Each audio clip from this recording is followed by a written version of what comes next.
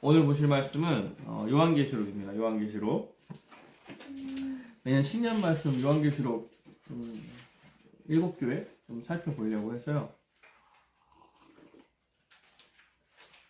지금 지난 연도부터 보고 있죠. 신년 설교가 7번 정도는 정해졌다. 이런 생각이 좀 드네요. 십몇 년까지는 교회에서 십몇 년까지는 좀 할 수 있겠다. 그런 생각이 듭니다.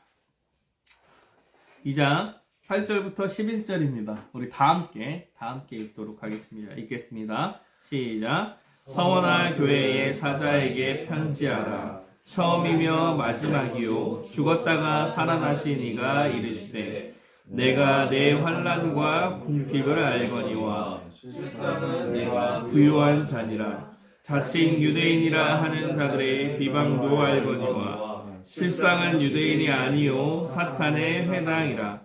너는 장차 받을 고난을 두려워하지 말라.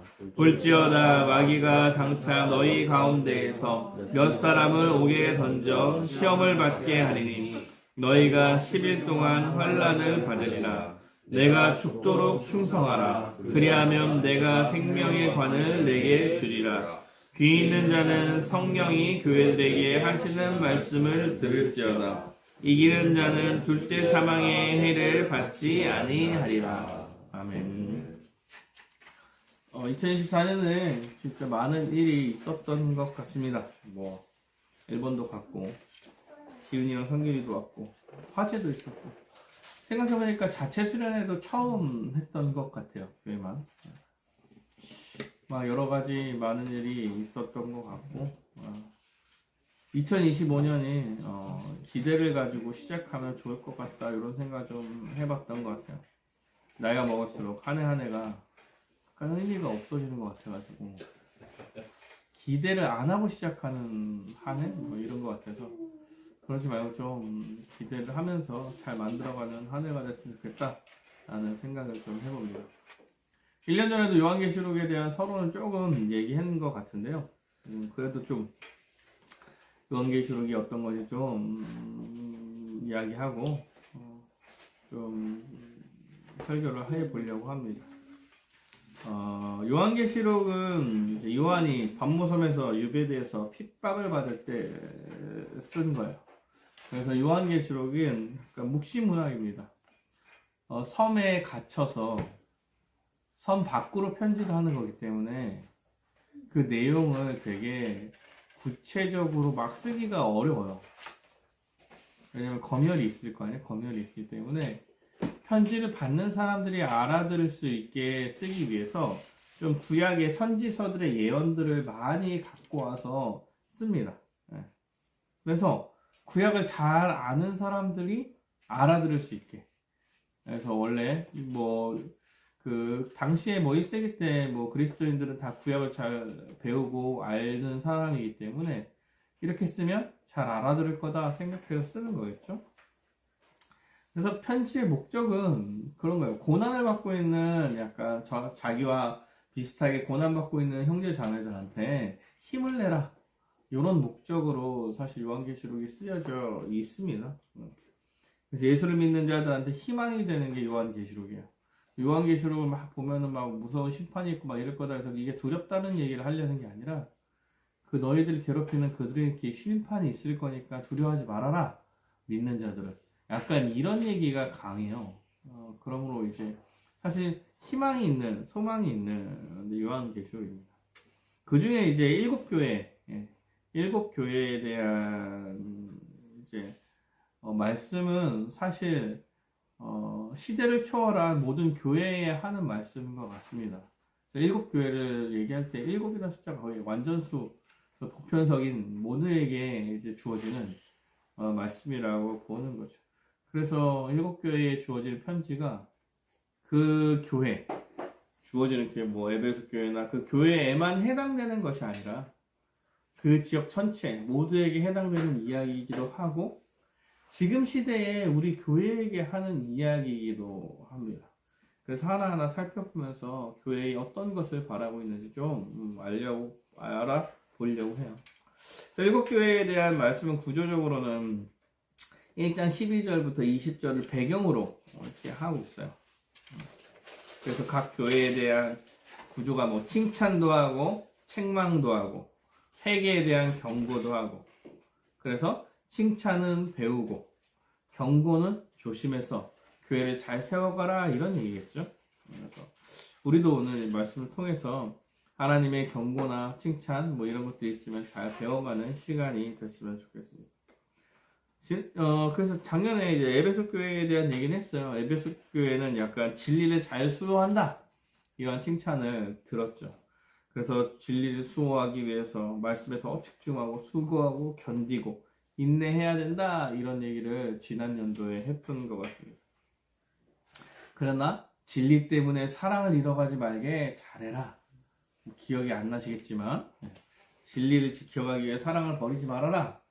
그래서 사랑과 진리가 함께 가는 거다, 이러한 이제 충고를 좀 했죠. 첫사랑을 버렸다, 뭐 이런 얘기를 하면서 오늘은 서문학교에 대한 말씀으로 우리가 나아갈 교회의 방향에 대해서 좀 살펴보려고 합니다. 예. 뭐 길게 안 하려고 했는데 어떻게 될지 잘 모르겠어요. 어제 준비하면서 안 길 줄 알았는데, 근데 뭐 길진 않을 것 같긴 해요. 2장 8, 9절에 이렇게 나오죠. 서문학교의 사자에게 편지하라. 처음이요 마지막이요. 처음이며 마지막이요. 죽었다가 살아나신 이가 이르시되, 이렇게 얘기합니다. 이렇게 하면 서문학교의 편지가 시작되죠. 처음이며 마지막이요 하는 것은 사실 하나님에 대한 전형적인 표현입니다. 처음이시고 끝이신 분. 처음 창조하시고 마지막을 이뤄내실 분. 여호와 하나님의 전지전능하신, 아니면 창조주 하나님의 능력, 하나님의 성품에 대한 이야기를 하면서 하나님을 표현하는 거예요. 그리고 뭐 죽었다가 살아나신 이가, 이거는 너무 명확하죠. 우리 성경에서 죽었다가 살아나신 이는 다 거의 예수님이다, 이렇게 생각하면 돼요. 네. 죽었다가 살아나신 예수 그리스도. 예수 그리스도께서 죽었다 살아나셨다는 얘기는 죽음으로써 죽음의 권세와 사탄의 권세, 죽고 살아남으로써 사탄의 권세를 이기신 분, 전지전능하시며 사탄의 권세를 이기신 예수께서 지금 서문학교에 너네 교회에 편지한다, 이렇게 말하고 있는 거예요. 근데 이게 뭐 1장을 배경으로 한다고 말씀드렸잖아요. 1장 17절, 뭐 18절에 보면 이렇게 나옵니다. 내가 볼 때에 그의 발 앞에 엎드려 죽은 자 같이 되매 그가 오른손을 내게 얹고 이르시되 두려워하지 말라. 처음이요 마지막이니 곧 살아있는 자라. 내가 전에 죽었었노라 볼지어다. 이걸 사실 갖고 와서 얘기하는 거죠. 예. 세세토록 살아있어 사망의 음부와 열쇠를 가졌노니. 지금 이 얘기를 하면서 하고 싶은 얘기가 뭐냐면 두려워하지 말라. 두려워하지 말라. 처음이요 마지막인 창조주 하나님의 권능의 하나님께서 죽었다 살아나심으로써 이제 죽음의 권세와 사탄의 권세가 이기신 그 예수님께서 지금 너네한테 편지하는 거니 너네 지금 두려워하지 말아라 라면서 사실 오늘의 편지를 시작하고 있는 것입니다. 뭘 두려워하지 말아라 이렇게 하냐면 9절에 대한 얘기겠죠. 9절과 같은 것을 두려워하지 말아라 할 때 내가 내 환난과 궁핍을 알거니와 실상은 내가 부요한 자니라. 자칭 유대인이라 하는 자들의 비방도 알거니와 실상은 유대인이 아니요 사탄의 회당이다. 이렇게 얘기합니다. 사실 크게 두 가지의 두려움을 갖고 있는 것 같아요. 하나는 그 궁핍함인데 하나는 뭐냐면 환난이 두 가지 환난인데 하나는 궁핍함이에요. 궁핍함을 안다. 근데 실상은 부요한 자다. 이렇게 얘기하고 하나는 유대인이라 하는 자들의 비방도 안다. 실상은 유대인이 아니요 사탄이다. 이렇게 해서 크게 두 가지에 대한 두려움 그리고 그렇게 두려움을 가지지 말아라. 이런 설명을 지금 하고 있는 것입니다. 여러분 서문화 지역을 좀 설명하자면 서문화 지역은 비교적 이제 풍요로운 도시예요. 서문화 지역이 한번 크게 망하고 나서 로마 황제가 재건 계획으로 소아시아 지역에 가장 번성한 도시로 재건한 동네입니다. 그래서 사실은 그 동네가 로마 황제를 숭배하던 지역이에요. 로마 황제를 숭배하던 지역의 아주 중심지입니다. 중심지. 그래서 로마 황제를 위한 신전도 건축했고, 뭐 주변 지역의 신전을 총괄하기도 했어요. 로마의 정책은 사실 각 지역의 종교를 인정해. 그래서 종교와 문화와의 자유가 허락된 약간 관용적 정책을 써요. 그래서 지역에 뭐 누굴 세우고 세금을 받고 황제를 인정하기만 하면 그 자치권과 자율권을 어느 정도 보장하는 그런 정책이야. 그래서 사실은 기독교인들도 유대인들도 신앙생활을 할 때 되게 크게 문제가 되지 않았어. 문제가 되진 않았어요. 기독교도 괜찮았죠. 그러다가 이제 로마 황제 네로가 이제 기독교인들을 탄압하기 시작했습니다. 그로 인하여서 이제 여러 가지 문제가 생긴 건데, 기독교인을 탄압하기 시작했는데, 황제가 기독교인을 탄압하기 시작했는데, 서머나 지역은 황제를 잘 숭배하던 지역이에요. 그러면 서머나 지역에는 탄압이 좀 더 심했겠다. 이런 거를 좀 알 수 있습니다. 서머나 지역이 아직도 있는 지역이에요. 터키 미즈마르가 서머나 지역이라고 하더라고요. 이즈마르인가? 하여튼 지역이 있어요. 그 지역이 지금 서머나 지역이라고 하더라고요. 어쨌든 그래서 아주 이제 그 발달된 도시에서 좀 풍성한 번성한 도시에서 황제 숭배를 하지 않는 자들에 대한 핍박이 좀 있었던 거죠. 그래서 심각하게 사실 그리스도인이 겪어야 했던 게 경제적 궁핍입니다. 경제적 궁핍. 그래서 서문학교의 첫 번째 환란은 경제적 궁핍함이에요. 서문화 지역이 비교적으로 풍요로운 지역이기 때문에 사람들이 다 풍요롭게 살았어요. 근데 기독교인들이 그 가운데서 일자리가 없이 궁핍함을 경험한 거예요. 궁핍함을 경험했어요. 왜냐면 그 일자리를 아는 사람들끼리 서로 나눠서 가졌는데, 그 일자리를 창출하고 일자리가 있는 곳에 어떤 조건이 하나 있냐면, 황제를 숭배해야 한다는 조건이 하나가 달려있는 일자리 대부분이었어요. 그래서 황제를 숭배하지 않는 자들은 그 일자리를 가질 수 없었던 거예요.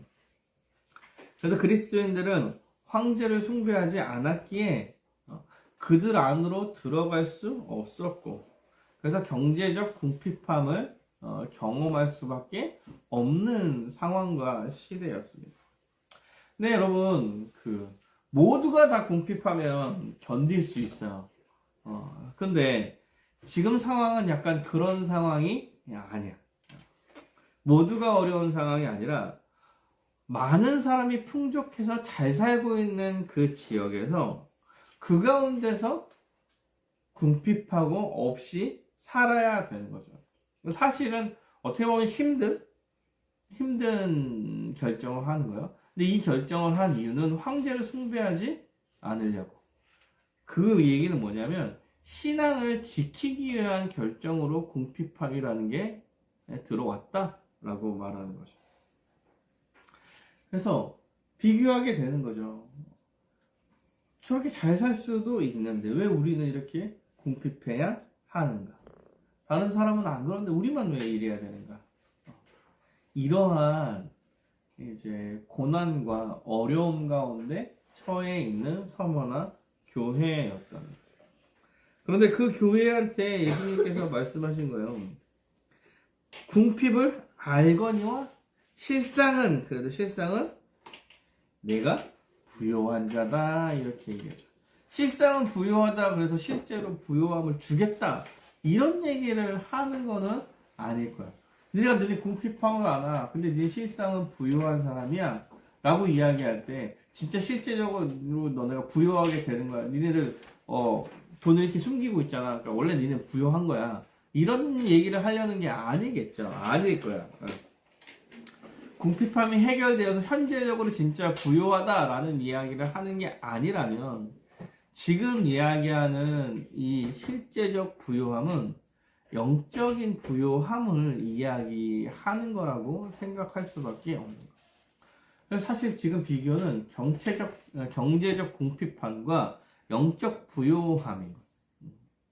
영적 부유함 가운데 안식을 가진 자다 이렇게 얘기합니다. 비록 너네들 경제적으로 궁핍하지만 실제로 결국에는 너네들이 부유한 자가 되는 거야. 영적으로 부유함을 이미 너네들은 받은 거야. 우리에게 경제적 부유함이나 경제적 풍요로움이나 이런 것은 없지만 여호와 하나님의 예수 그리스도를 믿음으로 여호와 하나님 안에서 하나님 나라의 백성으로서의 안식과 풍요를 너네들은 받은 자이기 때문에 실제로는 너네들이 훨씬 더 풍요로운 자다 이렇게 말하고 있는 것입니다. 예수 그리스도께서 죽으시고 부활하심으로 죄와 사망의 권세를 다 이겨내셨어요. 그리고 서문학교의 신자들은 이 예수를 믿어서 예수 안에서 죄와 사망의 권세를 이겨낸 자들이고 결국 예수님께서 다시 오실 그날에 하나님 나라의 완성됨을 받아 누리게 될 자들이 너희들이다 이렇게 말하고 있는 것입니다. 비록 당장에 너네들에게 부요함은 없지만 어떻게 보면 억울하죠. 내가 능력이 없는 것도 아닌데 억울하겠지만 너네들이 지킨 그 믿음이 이미 하나님 나라의 부요함을 받은 자로서의 믿음임을 너네들 알고 있지 않냐. 그러므로 너네들은 부요한 자다 라고 지금 여호와 하나님께서 서문학교회를 위로하고 있는 것입니다. 외적으로 궁핍할 수 있지만 예수 안에 있는 자, 그의 죽으심과 부활을 믿는 자는 부유하다라고 말하고 있는 거예요. 오늘 예수 그리스도의 이 편지, 서문학교에 보낸 이 편지는 지금 우리한테도 많은 위로가 되고 있습니다. 사실 이 얘기는 너네들 이제 궁핍해야 돼 라고 말하는 건 아니에요. 계속 궁핍해야 돼, 궁핍하게만 살아야 돼 라고 말하고 있는 것은 아닙니다. 그러나 예수를 믿는 신자로서 그것 때문에 외적인 궁핍함이 너네들한테 있을 때, 경제적 부족함을 내가 갖고 있을 때, 아니면 그 궁핍함 때문에 사회적 지위나 이런 걸 가질 수 없을 때에도 너네들은 이미 하나님 나라를 받은 자가 아니냐라고 지금 우리도 위로하고 있는 것입니다. 사랑하는 여러분, 외적인 어떠한 크기와 모습 등이 하나님께서 우리한테 복을 허락하신 게 아니다라고 지금 말하고 있는 거예요. 우리에게 허락된 복은 이미 예수 그리스도를 믿음으로 얻게 된 하나님 나라의 백성이 된 이 영적인 복이에요. 그 자녀들을 여호와 하나님께서 또 지켜가시기도 할 거다. 실제적으로 지켜가시기도 할 거야. 그러나 우리한테 주어진 복은 먼저는 하나님 나라의 복이란 니네가 외적으로 돈이 많아서 아니면 큰 지위를 갖고 있어서 아니면 훌륭한 직업을 갖고 있어서 훌륭한 사회적 업적이 있기 때문에 너네가 하나님 나라의 큰 자고 풍성한 자라고 말하고 있지 않아요. 그냥 예수를 믿는 자이기에, 교회이기에 너네들은 풍요로운 자다라고 선언하고 있는 거죠. 사랑하는 여러분, 우리의 외적인 모습이 잘날 수도 있고 아닐 수도 있어요. 밖에서 여호와 앞에서는 상관이 없는 거예요. 예수를 믿는 믿음으로 예수 안에 있는 자로서 여호와 하나님께서는 여러분들을 판단하고 가시겠다라고 말하고 있는 것입니다. 우리가 사회적으로 가진 게 없고 부족한 부분이 있다고 하더라도 우리는 부요한 자입니다. 이미 예수를 믿어 예수 안에 있는 자이기 때문에 그렇습니다. 그래서 우리가 나아갈 방향은 그냥 명확해요. 예수님께 순종하고 교회로 합당하게 살아가는 것.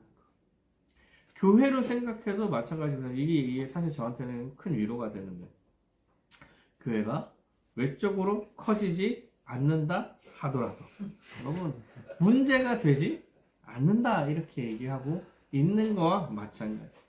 제가 실제로 학부에서 수업을 들을 때 어떤 목사님이 오셔서 이제 그런 얘기를 했어요. 교회는 커져야 하나님의 정당한 일을 하고 있는 거다 이렇게 얘기했어요. 하나님께서 제대로 된 교회에 복으로 가셔서 교회는 커지는 거다. 말도 안 되는 얘기를 제가 들으면서 이쪽에 말이 되나 이런 생각을 그때도 했는데 성경에도 그런 얘기를 하고 있는 거야. 그러면 한국에 있는 진짜 작은 교회가 다 문제가 있는 건가? 이런 생각을 해야 되죠. 근데 선문학교에 그렇게 얘기하는 거예요. 니네가 궁핍함에 있더라도 이미 풍요로운 자다. 교회가 외적으로 크지 않고 건물도 없고 사람이 안 많아도 예수 안에 교회로 나타난 것만으로도 복을 받은 거임을 기억해야 된다. 이렇게 이야기하고 있는 거죠. 마찬가지입니다. 여러분 개개인한테도 그런 얘기를 하고 있는 거예요. 외적으로 부족해 보인다 하더라도 이미 우리는 예수 그리스도의 은혜를 받은 자입니다. 두 번째 환란은 유대인들의 비방이죠. 유대인들이 비방을 한 것 같아요. 맞죠? 유대인이라 하는 자들의 비방도 알거니와. 두 번째 환란은 유대인들이 비방했던 것 같아요. 서문학교에 유대인들이 기독교인을 적대적으로 생각을 했어요. 왜 그러냐면 교회에 대한 압박과 박해가 시작됐잖아요. 근데 유대인들과 기독교인들이 싸가리 같은 걸로 묶이면 본인들도 압박을 받아야 되기 때문에 그 타이밍에 유대인들도 기독교인들을 괴롭혔어요. 우리 쟤네랑 같지 않고 쟤네를 막 신고하고 같이 황제 숭배 안 한다고 신고하고 막 이런 식으로 적대감을 가지면서 계속 괴롭히는 거예요. 그런데 예수님께서 말합니다. 너네들 비방을 알아. 근데 너네 너무 힘들어하지 말아라. 왜냐면 걔네들 유대인이 아니야. 실상 유대인이 아니다. 이렇게 선언하고 있는 거야. 야, 사탄이 괴롭히는 거야. 그거. 이런 식으로 얘기를 하고 있는 거야. 사랑하는 여러분, 원래 유대인들은 어떤 사람이냐면 언약 백성이죠. 언약 백성이. 언약을 실제로 받고 예수님 메시아에 대한 예언을 받은 백성들이 유대인들이죠. 그리고 실제로 1세기 유대인들은 예수 그리스도의 활약을 봤죠. 그가 그 모든 것을, 그 모든 구약의 약속들을 다 이루어낸 자임을 봤는데도 불구하고 그를 메시아로 인정하지 않고 그들 나름대로 살아왔던 사람들인 거예요. 근데 주님께서 이들한테 뭐라고 선포하냐면 유대인들이 아니요 사탄의 회당이다 이렇게 말하는 거예요. 참된 유대인들, 이 시대에 참된 유대인들은 너네들 아니냐? 참된 언약 백성은 예수를 믿는 너네들이다. 너네들을 그렇게 괴롭히고 있는, 너네들이 신앙을 지켜가려고 하는데 너네들을 괴롭히고 있는 그 유대인들은 이미 악한 사람들이야. 사탄의 회당이라고 아예 이런 식으로 표현을 해요. 사탄의 회당이다. 그러니까 너무 신경 쓰지 말아라. 이런 식으로 지금 위로하고 있는 것입니다.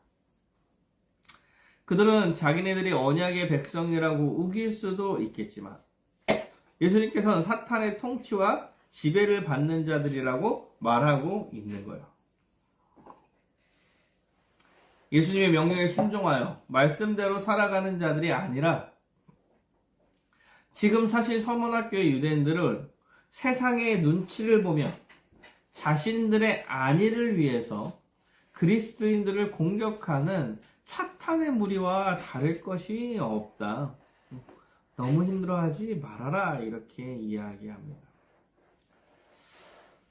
사랑하는 여러분, 우리는 종종 예수님을 믿는다고 이야기하는 본인들이 아니면 교회를 다닌다고 말하는 자들로부터의 공격들을 받습니다.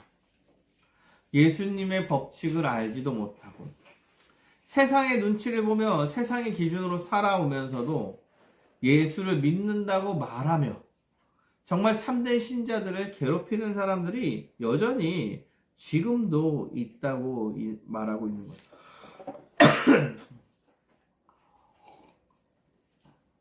교회를 다닌다고 말하지만 예수님께 순종하면서 정말 잘 살려고 하는 사람들한테 너네들 뭐 이렇게 해라 저렇게 해라 그렇게는 살 수 없다 세상에 나오면 이런데 이런 식으로 괴롭히며 나아가고 있는 거예요.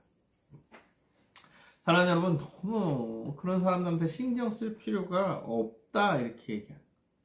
우리는 성경에서 배운 대로 성경에서 말하는 대로 성실히 살아가면 됩니다. 물질에 기대어 살지 말라고 얘기하면 물질에 기대지 않고 살려고 노력하면 되는 거고, 의롭고 진실하게 살아가라고 얘기하면 의롭고 진실하게 살려고 노력하면 되는 거예요. 그렇게 살 수 없네, 그러면 도태되네, 이런 말에 신경 쓰지 마시기 바랍니다. 이미 들어와서 하나님 나라의 법칙으로 살아가는 사람들이고 다음 세상에서도 그 법칙 안에서 살 거예요. 세상에서 얘기하는 법칙들은 다 하나님의 법칙에 반하는 법칙들일 텐데, 물론 비슷한 것도 있어요. 비슷한 것도 있지만 반하는 법칙들이 많을 텐데 그걸 하나하나 다 신경 쓰며 살 이유가 없다라고 이야기하는 것입니다. 제가 믿음이 있다고 말하는 친구한테 훈계를 받은 적이 있어요. 교회에 대해서. 근데 본인 사실 지금 예배를 드릴 교회도 안 다니고 복음도 잘 모르고 세상에 살아가는 사람들 똑같이 이제 성공하려고 하고 막 이런 애인데 교회는 어떠해야 된다고 막 훈계를 하죠. 이런 거 훈계지지라. 결혼을 해도 애는 안 낳으려고 하고 자기들이 편하게 살고 싶어서 뭐 이러면서 조언을 합니다. 고등학교 때 친구들 만나도 마찬가지죠. 세상적인 삶의 기준과 잣대를 들이밀어서 이제 이야기하는 모든 것들 그냥 듣고 넘기는 거야. 그래서 제가 최근에 진짜 공개적인 욕을 먹은 게, 그러니까 저한테 욕한 건 아니죠.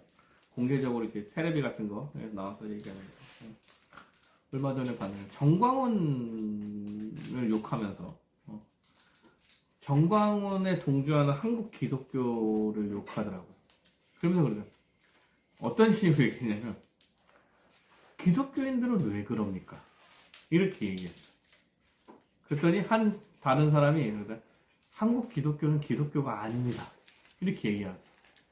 이미 다 기복주의입니다. 그래서 사실은 정광훈 목사 아니에요. 면직됐어요. 사실 목사 아니죠. 저런 것 때문에 싸가리 그냥 기독교 같이 욕먹는 거구나. 원래 그렇지 않은데. 이런 생각을 좀 하게 된 것 같아요. 네. 그냥 안에 적들이 좀 있어요. 그냥. 근데 뭐 어떡합니까? 어떻게? 우리가 할 수 있는 거는 그냥 우리에 맞게 신자로 성실히 잘 살아가는 방법, 복음을 제대로 잘 선포하는 방법뿐이 없는 거예요. 우리를 괴롭히는 사람들을 그냥 다 사탄의 백성이다, 걱정하지 말아라, 그들이 괴롭히는 게 너네가 예수 안에 있다는 증명이 사실 되는 거다 라고 말하고 있는 것과 같습니다. 사랑하는 여러분, 고난이 있을 겁니다. 우리에게 있는 많은 사회적 잣대에 대한 고난이라던가 아니면 믿는 자라고 이야기하면서도 하나님의 법칙에 반하는 여러 가지 얘기들을 하는 것 너무 신경 쓰며 거기에 매몰되어 있을 필요가 없습니다. 비교하실 필요가 없어요. 비교하실 필요가 없어요. 아, 쟤네는 성공했는데 나름의 아픔들과 더 많은 고통들을 가지고 있고 예수 안에서의 평안과 안식을 누릴 수 없기 때문에 더 많은 고통들이 있을 거다라는 생각을 가지고 그냥 잘 위로받으시면 될 것 같습니다.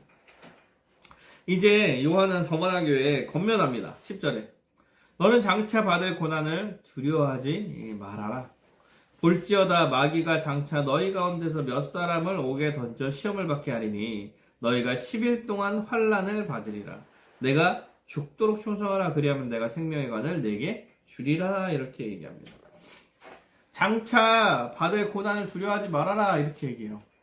이거 사실은 장차 고난이 있을 거라는 걸 전제하고 얘기를 하는 거야. 권면하는데 장차 고난이 있을 겁니다. 있을 거야. 신자들한테는, 그리스도인들한테는 장차 고난이 있을 거다. 그런데 두려워하지 말아라. 이렇게.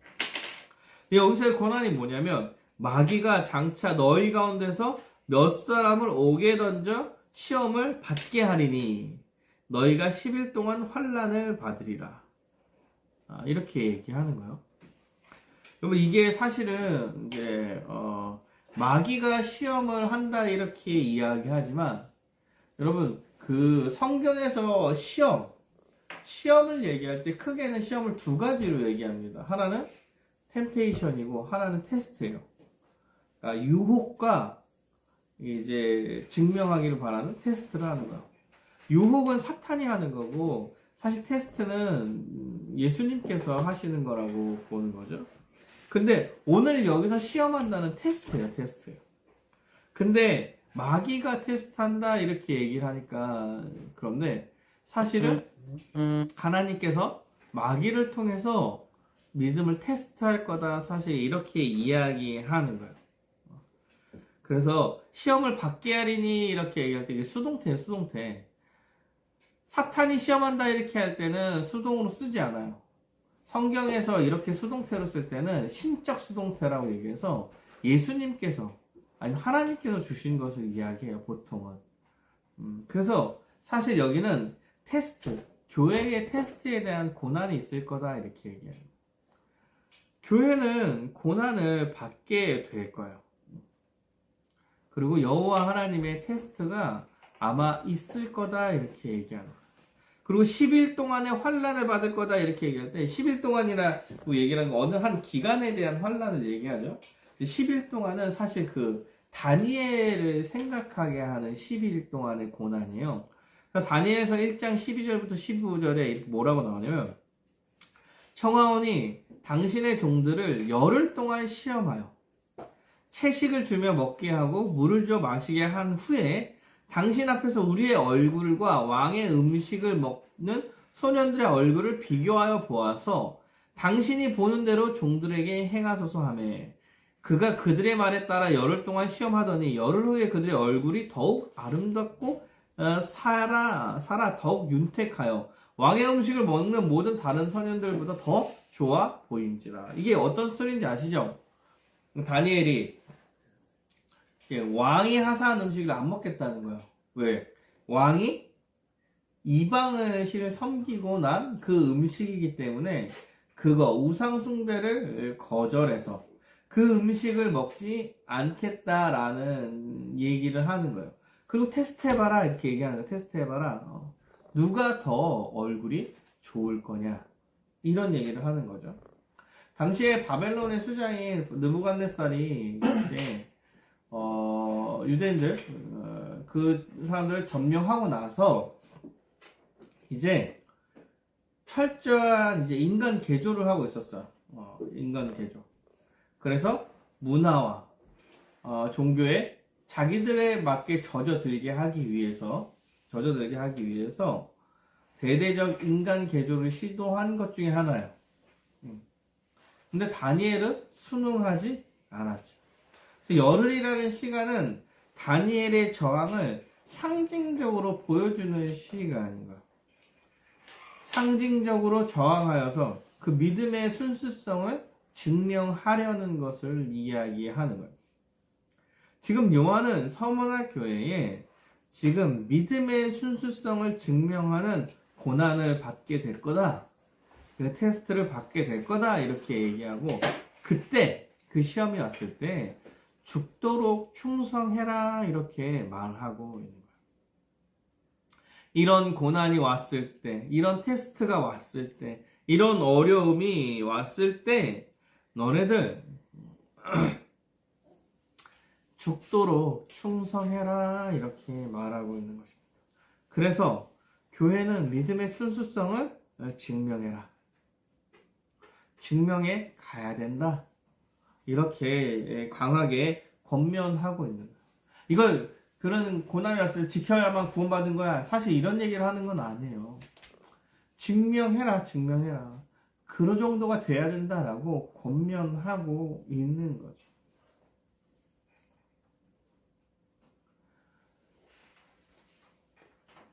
우리 교회도 마찬가지일 거예요. 우리들도 마찬가지죠. 예수님이 교회에도 마귀를 통한 예수님의 시험을 허락하실 거예요. 그래서 그 시험을 통한 고난과 시련을 겪게 될 거다. 그거는 교회가 크든 작든 상관없이 그 교회에 맞는 시련이 여호와 하나님의 테스트가 있을 거다라고 말하는 거예요. 그럴 때 뭐라고 얘기냐면 죽도록 충성해라. 여러분, 죽도록 충성하라는 말은 무엇입니까? 고난과 시련이 찾아올 때 여러분 말씀을 의지하여서 말씀을 순종해서 답을 찾으라고 이야기하는 거예요. 순종하라는 얘기는 누구한테 순종하냐 이런 얘기잖아요. 누구한테 순종할 거냐? 이럴 때 예수 그리스도에게 순종하는 거, 여호와 하나님께 순종하는 건데, 여호와 하나님께 순종을 하려면 어떻게 해야 되냐 하면 여호와 하나님이 무슨 얘기를 하는지를 알아야 되고, 여호와 하나님께서 이야기하는 모든 것들, 우리가 알기를 바라는 모든 것들이 성경에 기록되어 있는 거예요. 그러니까 말씀에 순종하라, 죽도록 이렇게 말하고 있는 것입니다. 어떠한 위기와 고난과 시련이 올 때 내 생각과 내 방식, 아니면 세상적 상식에 따라서 그 시련을 이기려고 하지 말고, 교회는 여호와의 말씀과 그의 법칙을 따라서 말씀에 순종하는 믿음을 가지고 그 모든 것을 이기고 지켜가야 된다라고 말하는 것입니다. 사랑하는 여러분, 우리 교회도 언젠가 이제 어려움이 있을, 지금까지는 그렇게 큰 어려움이 있었던 것 같지는 않아요. 어려움을 잘 이기지 못할 것 같아서 안 주시는 것도 있을 거야. 이길 만한 것만 주니까. 근데 언젠가는 교회에도 시련이 찾아올 것인데, 그럴 때 말씀을 갖고 죽도록 충성해라 이렇게 말하고 있는 거예요. 여러분, 죽도록 충성하기 위해서 세 가지에 대한 생각을 해야 됩니다. 뭐냐면 첫째는 꾸준히 주의 말씀을 배우고 연구하여서 말씀을 알아가는 거예요. 왜요? 우리는 시련이 우리에게 언제 찾아올지 모릅니다. 몰라요. 주의 말씀에 순종하기 위해서 전제되는 것들은 주의 말씀을 알아야 하는 것이에요. 그러니까 우리가 평소에 주의 말씀으로 배우고 연구하고 무장해서 어떠한 상황과 시련을 주의 말씀으로 이겨내려는 노력과 습관을 갖기 위해서는 먼저 주를 알아가는 거에 힘써 가야 합니다. 주님께 순종하는 것이 무엇인지도 모른 채 자기 마음대로 행동하고, 이게 맞지 않아? 저게 맞지 않아? 그냥 자기 통념대로 이야기하는 것은 교회 안에서는 문제가 될 거다 이렇게 얘기합니다. 교회의 위기는 그런 사람을 통해서 오는 거예요. 사실 주로 자기 생각 아니면 세상적 기준 이걸 갖고 들어와 가지고 교회도 이래야 된다, 이렇지 않느냐라고 이야기하는 사람들에 의해서 사실 교회의 위기는 찾아오는 경우가 많아요. 그럼 우리는 그것을 대비해서 이야기할 수 있고, 또한 예수님께 순종할 수 있는 어떻게 보면 거룩한 지식을 가질 수 있어야 돼. 평소부터 그 말씀을 항상 가까이 대해야 하고, 교회에서 가르침이 있을 때 잘 배우려고 해야 하는 게 우리가 이 상황에서 해나갈 수 있는 것입니다. 두 번째, 결정적일 때는 여러분 목회자의 말에 순종하는 게 좀 맞아요. 왜냐면 목회자는 교회에서 주의 말씀을 가르치는 자로 세워진 사람이에요. 그리고 교회의 주의 말씀을 가르친 대로 살아갈 수 있도록 설득하는 거예요.